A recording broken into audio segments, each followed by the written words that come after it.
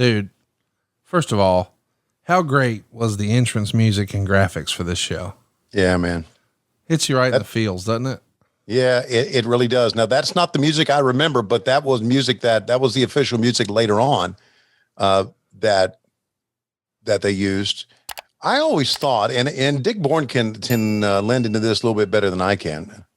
I always wondered, even back as a fan, why they used the state of Florida and Tennessee and even maybe West Virginia, because that wasn't the Mid-Atlantic region territories as we knew it. Well, but they started running, they had an alliance with Championship Wrestling from Florida, and they were doing shows down there. And man, I got to tell you, I know we both love the TBS studio show, but this gives context, seeing the guys in a big sold out arena like this and the Rock and Roll Express coming through the crowd and fans going nuts.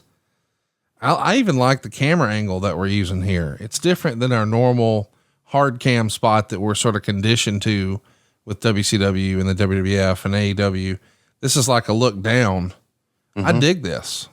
Yeah. And this is where you'll see Jackie Crockett. You see Jackie at the right and he's back to the hard camera with one of the cameras. I'm sorry, but I really am not so sure where this is. It's a much bigger arena than I can remember, because we did, again, we did Greenville, we did Spartanburg, but this is Spartanburg. This is the Memorial Auditorium in Spartanburg. It is? Yes. And they're wrestling Gene Ligon and Mark Fleming. This can't be Spartanburg. Okay. I'm not going to deny. I mean, I know you probably did some research and found out, but Spartanburg look much smaller to me than this. Well, I don't know. So, by the way, this just looks big. I mean, you saw when they made their way to the ring, I mean, they didn't have to go very far from the back to there. Okay. So it's, anyway, so we had, you didn't need to, in these shows, you didn't need to sweeten it, right? Right. Because the crowd was into everything. And you brought in the Rock and Roll Express at the beginning, and everybody screamed and shrieked and shouted, and it was a good time. And there's our buddy Tommy Young as the referee. They're saying when I looked it up, this had a capacity of 3217. Okay, and that was for the auditorium, or a theater rather, and a 2,500 seat arena. So even though it looks much bigger, it's 2,500 folks. Well, did a good job with it. There's your double drop kick. Boom. Quick work here. I wish we could play the old music, but they dub in WWE stuff, and I get that. Yeah, I do too. When we do that, we lose some of the actual crowd noise. And here's the replay. Give us a call here, Tony. Okay. Ricky Martin sending Jim Jeffers in. A good reversal by Jeffers, but watch out the tag. The blind tag's been made to Robert Gibson. He's going to duck down through. And ladies and gentlemen, that sets up, as David Crockett would have said, double drop kick. I love you. And the winners of the match, the Rock and Roll Express. Let's go to Bob Caudle. Well, there's no doubt about it, fans. The Rock and Roll Express are excitement in the ring. When you talk about excitement, you got to put this man right here up there with anybody in the ring, the Raging Bull. Bob Caudle, 1985, 10 years after a day of my life. All my life when I was old enough to compete, I always took pride in winning. I took pride deep and down in my heart to do my best, do 110%. But in 1975, what the people call a Vietnam experience, I became a loser. And at that time, it took 10 years of my life to forget about it. In 1985, closed out, Arn Anderson, you hit me with a chair. And I went out a loser, Daddy. And that time, I made my mind up. The Bull don't lose no more. Come 1986, the self-proclaimed year of the Rage, Daddy. That means, Arn Anderson, you won that world television title. It's up to me to come and get it. Well, baby, if anybody knows anybody can rock and roll better than the Bull, then you better get out and do it. Because I'm coming after that world television title in 1986, Daddy. I'm going to show you I ain't a loser. I'm taking it to me.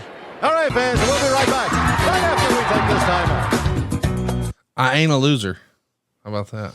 Yeah, hitting on the pushback from the Vietnam era. Oh, here's another promo from the Nature Boy. Here we go. The world champion, Nature Boy Ric Flair.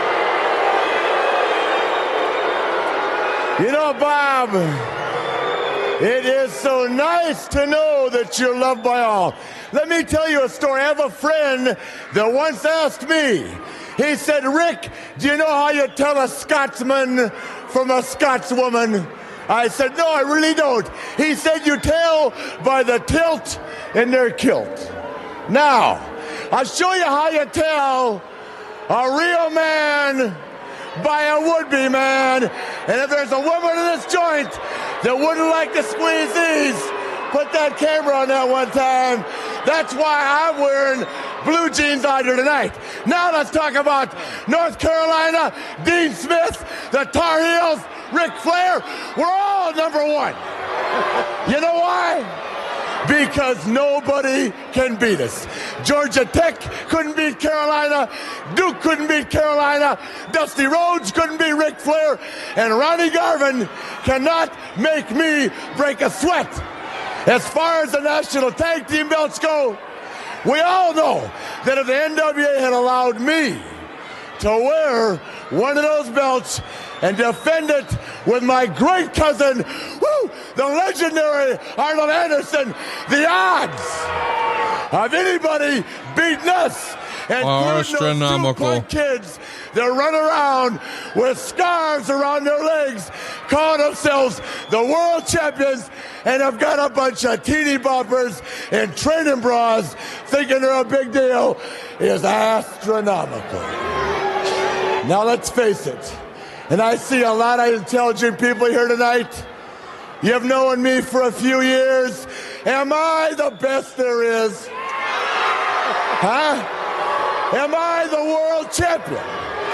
That's why I take guys like Garvin and Dusty Rhodes and Magnum TA and I drop them like bad habits. Because you see, when you're on a plateau, unequaled by anybody else in the world today, you remember two things. Diamonds are forever, and so is Ric Flair. Woo! The world heavyweight champion, Nature Boy Ric Flair. Let's go to the ring. Dude, diamonds are forever. So is Ric Flair. How great is that? And he was talking about knowing that he was on Mid-Atlantic Championship Wrestling and knowing that was based in the Carolinas. He was Carolinaed up with Duke and North Carolina, Georgia Tech, ACC basketball, all that stuff. So what a great shot, man. Yeah, it is. That's why I can't believe. There's your man right there. Yeah, man. Tony Zane with that Georgia Bulldog thing on. That's why I can't believe that that it's Spartanburg. I'm going to challenge that. Tony Zane looks like stupid ass Stan. Really? Yeah, a little bit. Let's see, when he takes his top off, he looks like Stan. Unfortunately, we've seen Stan with his top off. Well, let's not brag about that. No, well, it's a fact of life. Yeah, there you go.